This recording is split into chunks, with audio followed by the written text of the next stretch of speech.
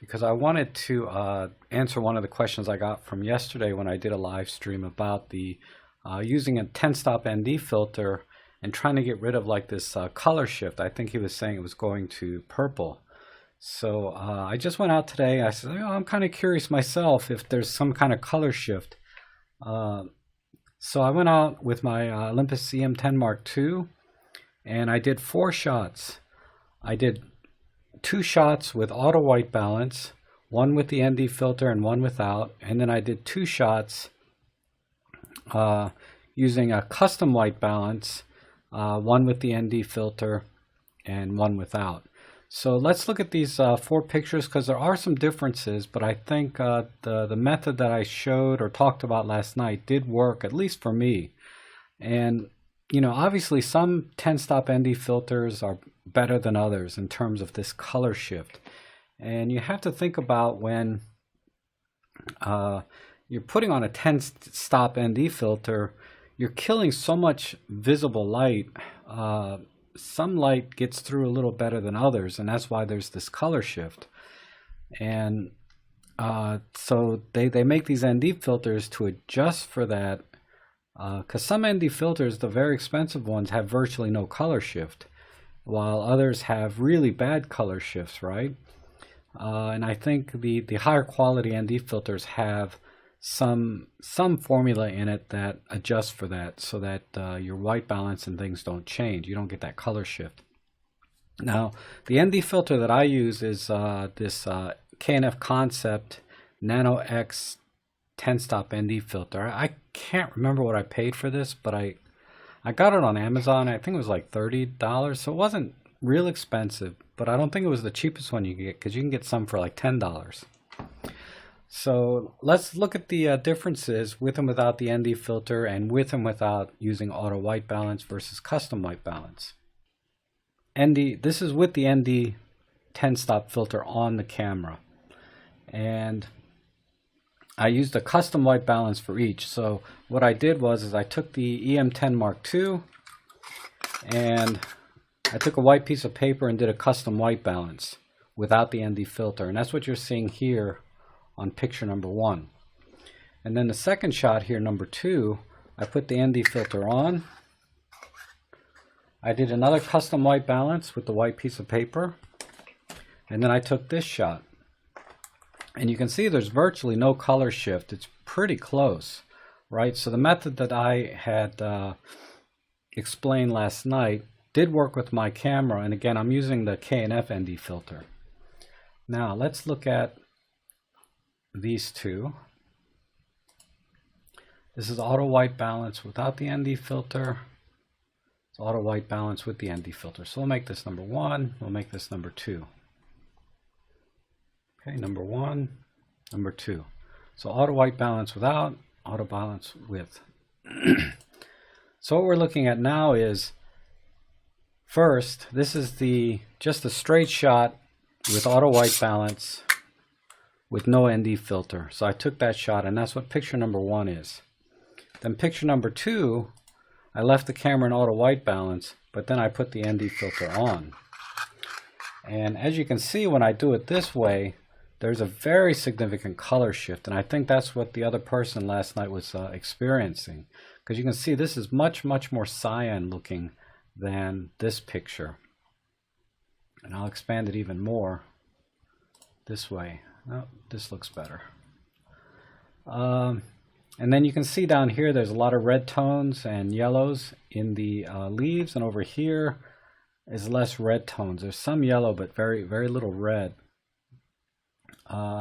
So that's really all I wanted to do today, was show you the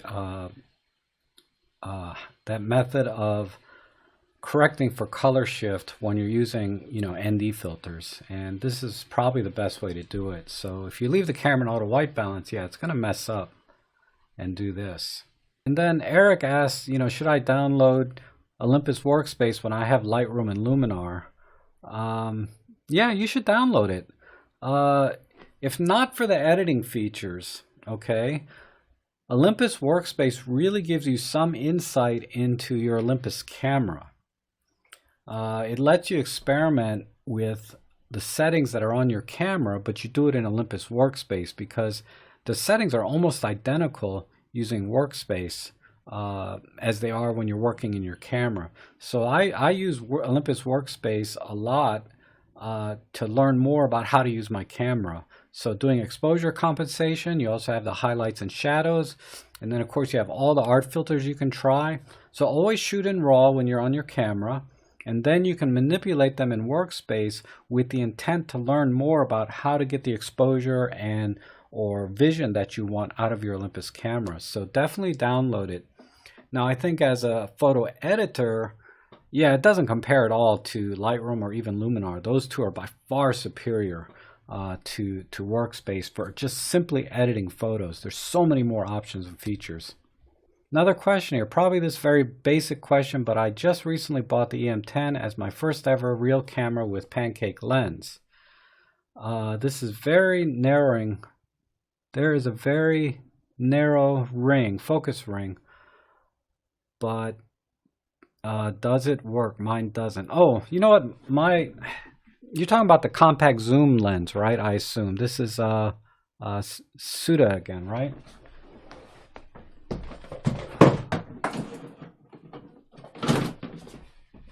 This is the lens here, the compact. It's been so long. I think this is for manually focusing. So if you put the camera in the super control panel, if you put it into manual focus, this will allow you to manual focus, and that's all it does. If you're in single point autofocus or continuous autofocus, it does nothing. But otherwise, this is for manually focusing. And then what is the red macro extension? What you use with the 4150? Oh, I got it right here. This one right here. This is a Mikey extension tube. This is the 16 millimeter, but it came in a kit of two tubes, right? It came with a 16 millimeter and a 10 millimeter, and these are all metal, right? On the outside, the inside is plastic. So what happened was I dropped my camera, and the screws ripped out the plastic parts inside. So my 10 millimeter extension tube is gone. And I paid, I think, $20 or $25 for this. These are the Mikey extension tubes for Micro Four Thirds. And I prefer the metal build on the outside. And this also has the contacts here, so the lens will autofocus as well.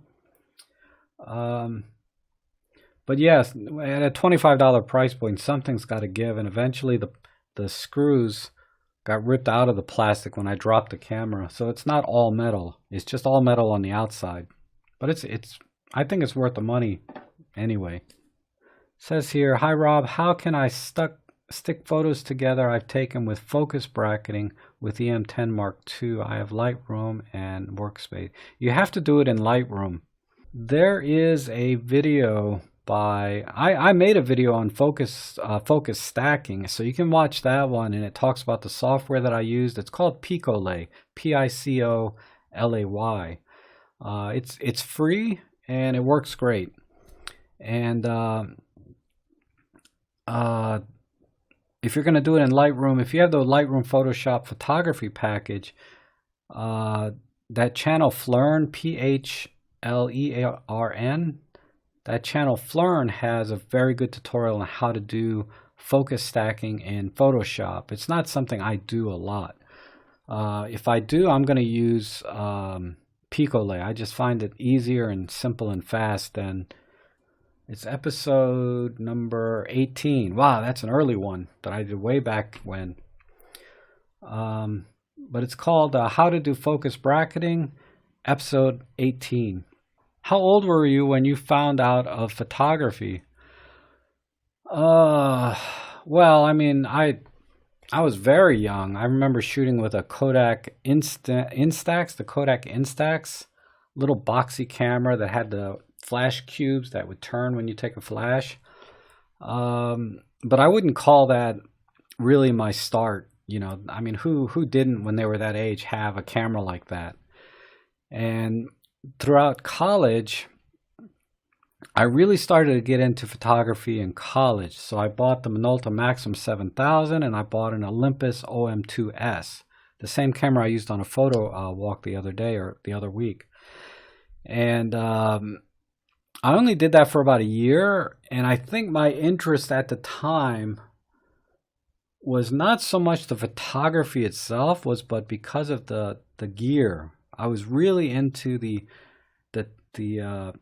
the technical parts of the camera. I was really fascinated by it because the Minolta was the first autofocus camera ever. So that's why I bought that camera. I thought that was so neat. I was interested, and I bought it for that. It's ridiculous, I know, but when you're young, you're stupid, right?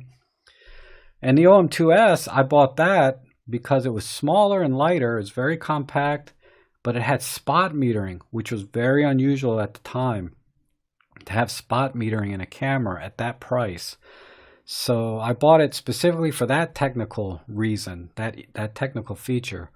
My photography back then sucked. I mean, I knew nothing about aperture. I knew nothing about how to do exposure. I just relied everything on the camera to do the work, and I never really learned how to use those cameras. And within a year, I sold them because I was just taking terrible pictures. And, even back then, film and developing wasn't cheap. So from college to about 2012, I was completely out of photography.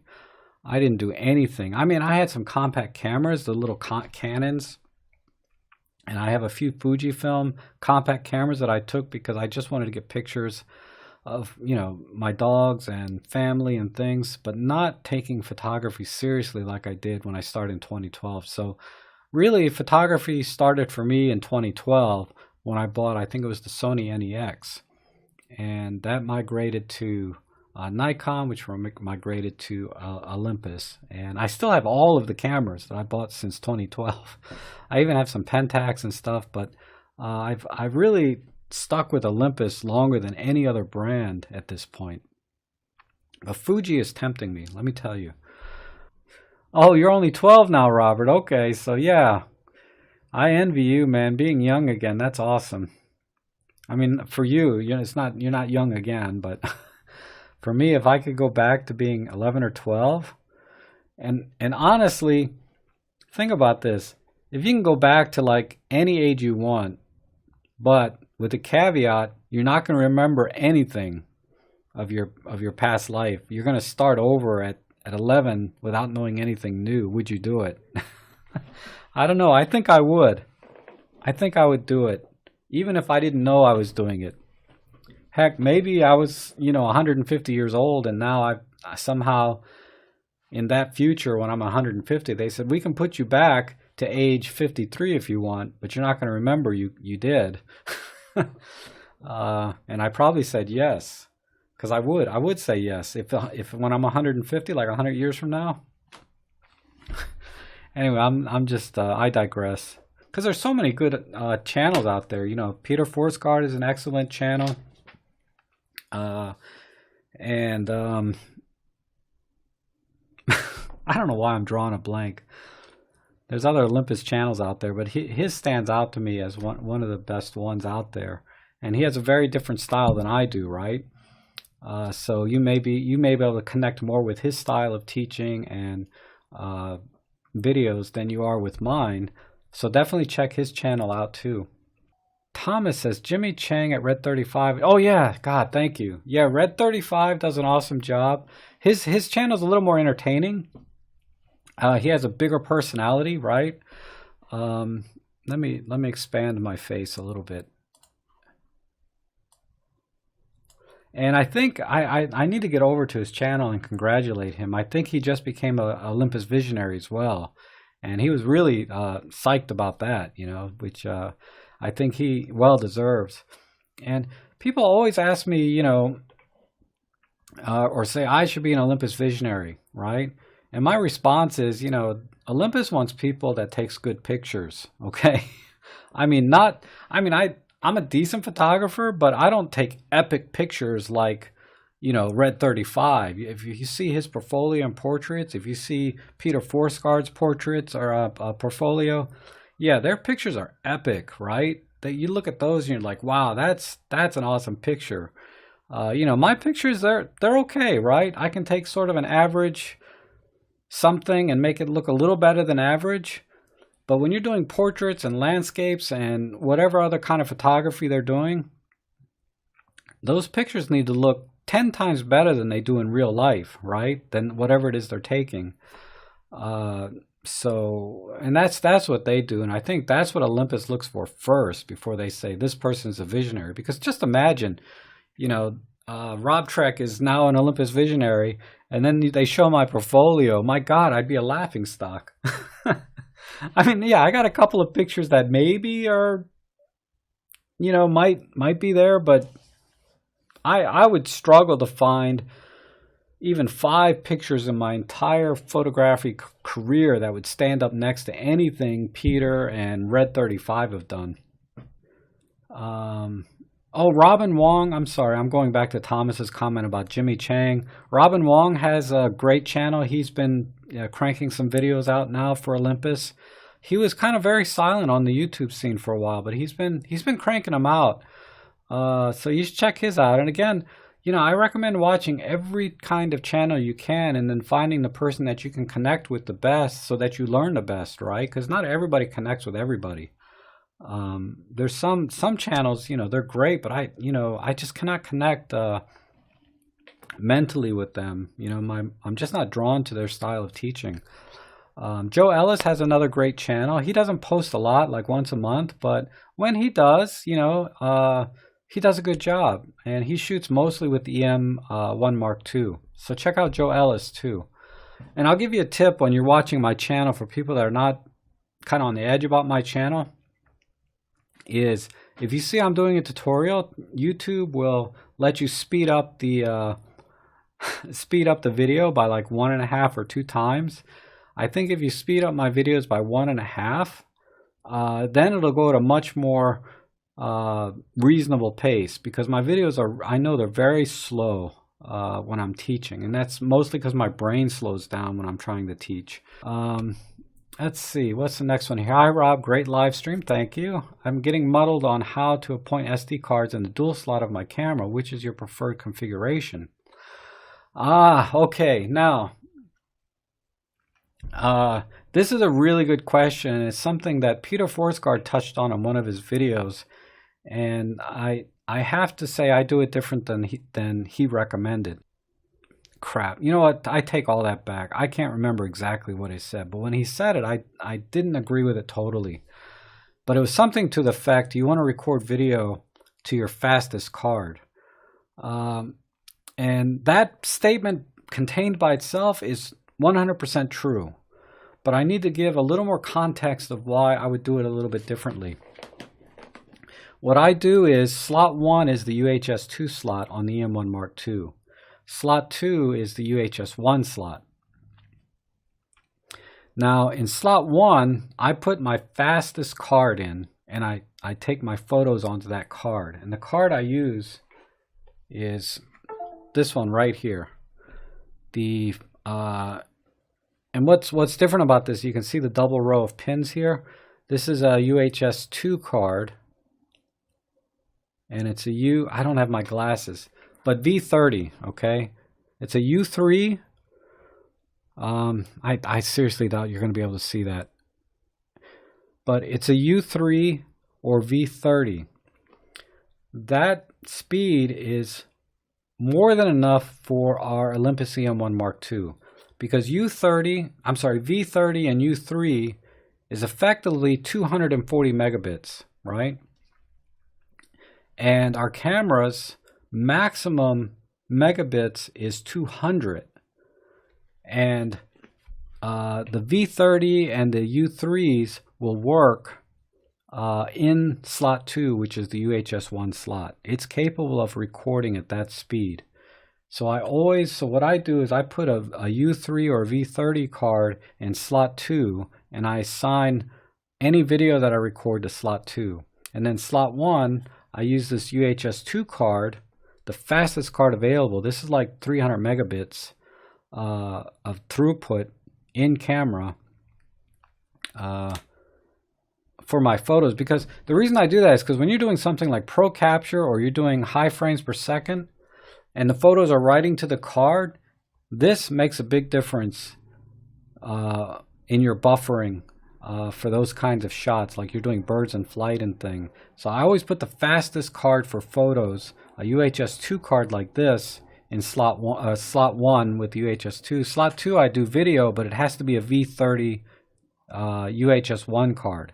You'll see cards from Samsung, and then you'll see two different kinds of cards from Samsung. One is like the Samsung Evo, and the other one is like the Samsung Select. And when you look at the specs, they're identical, right? So you're like, but one is like $1 or $2 cheaper sometimes, depending what sales are going on. One will be cheaper than the other, and it kind of flips back and forth. So buy the cheapest one of the two because the specs are exactly the same. But if you buy the Samsung Select, the chances of it being a fake, because you hear about this all the time, people buying SD cards off of Amazon, they get it and it's a bought a 256 and it's a 32 gig, right? So people have been getting fake cards on Amazon just as much as anywhere else.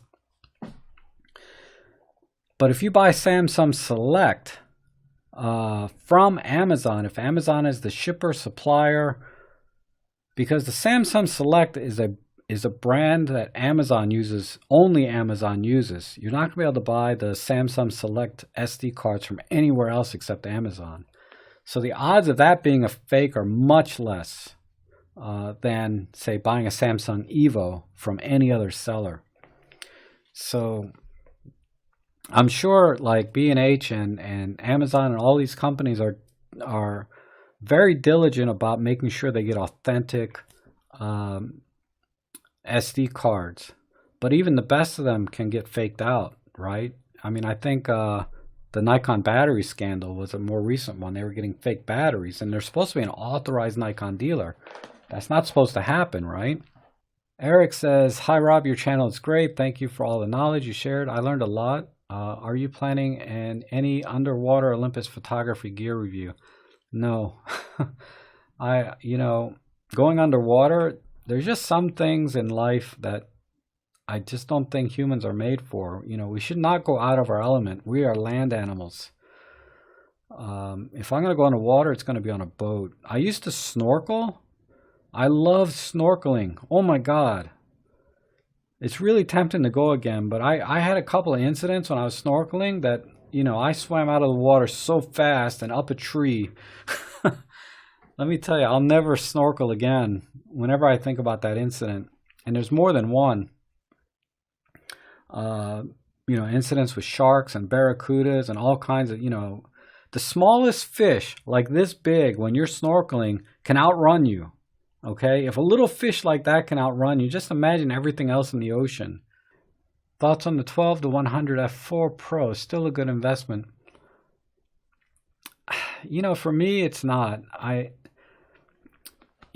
I have to make this disclaimer about my lens choices. The lenses that I spend a lot of money on, the 12 to 40 Pro and the 8mm fisheye. Those are the only two pro lenses I have because I can justify the cost with my business. The 12 to 40 Pro is great for video, and the Olympus fisheye I use in my real estate. Everything else Olympus makes on their pro line is so expensive, I can't justify it no matter how good those lenses are. So I think the 12 to 40 Pro is still like $1,000. I haven't looked at it lately. I don't know. I don't know if I'd spend $1,000 as an enthusiast, on a lens like that. I'm perfectly happy with the 14 to 42 kit lens and this 40 to 150 combo. That more than covers that focal length. And the cameras have internal IBIS, so that combination IBIS action that you get with that lens, I don't think really adds enough value for me to spend $1,000. Because if I bring the 12 to 100 f4, I'm going to say, man, I need a little more reach. So I need to get the 300mm f4 Pro, right? So where does it end? Andy, hi Rob, do you get any more trouble with ladies thinking you're taking pics of kids? Yeah. Oh, and you're welcome. No, not since that incident. I haven't had any problems because I've been doing drive-by photography lately since then, right? I don't even want to get out of my car now since then. Well, that's not true, but yeah. No, I haven't had any issues. I think I got the stink eye one time. You know, I would have probably got that stink eye whether I had a camera in my hand or not, to be honest. Hi, Rob. Thanks for a great video. Thanks. I was wondering what you think of back button focus on the M1 Mark II. Is it better than shutter button, or is there no difference? It's, you know, for me, I don't use back button focus for normal, like, single shots, right? Because my muscle memory is half press, take a picture, half press. It's just how I've been shooting forever and ever. So my finger, that's what it just naturally does. But I did find that back button focus was really handy for doing birds in flight and fast action stuff, because it's easier. And the reason I say it, because let's say you're in pro capture mode on the M1 Mark II, you will have thousands of pictures on your camera if you do it with a single shutter button, half press. So I prefer, because you know how it buffers before and after. Sometimes you need to do that to capture that perfect moment. But I found back button focusing with continuous AF for like birds in flight was easier and saved me from taking a million pictures that would be blurry anyway, or just be blank sky because the bird flew out of the way. So before I started using back button focus, I had so many pictures of clouds and sky but no birds because my finger wasn't really fast enough. Quick lens could Panny 7-14 on K&F could get one used for a decent price, but worried about flares. Yeah, lens flares. Yeah, lens flares are a problem. That's why I switched over to the 8mm fisheye. Well, one of the reasons, not the main reason. But you know, when I was shooting with that lens for my real estate photography, I ran into flare issues on a regular basis, and I learned to work around it, you know, somehow. Like if there's going to be flare, I made sure that the flare, and I angled the camera in a way that the flare would be in a spot that I could brush out in Photoshop easily. So I was always very conscious of where the flare is, particularly when there's a single source of light, whether it be like one of those floodlights in the ceiling of an office or the sun. Usually the flare is coming from a single point of light that's very, very bright. You know, I would say for enthusiast photography, I wouldn't hesitate to get it if you can get a good deal on it, because it's probably about half the price of the Olympus version. And at that price, it's worth it, and you just deal with the flares time to time.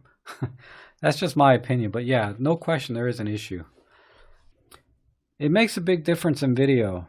In just photography, the question is, you know, should we use different brand lenses on our cameras other than Olympus? Always stick to the brand that matches the camera when we're talking about autofocus and video. And for autofocus and photography, there's usually a firmware update that can fix those things if there is an issue at all. And there are issues time to time, pretty regular actually, of Panasonic lenses not being fully compatible with Olympus. There's some issue. The 100 to 400 I know had one. The Panasonic 100 to 400 had an issue.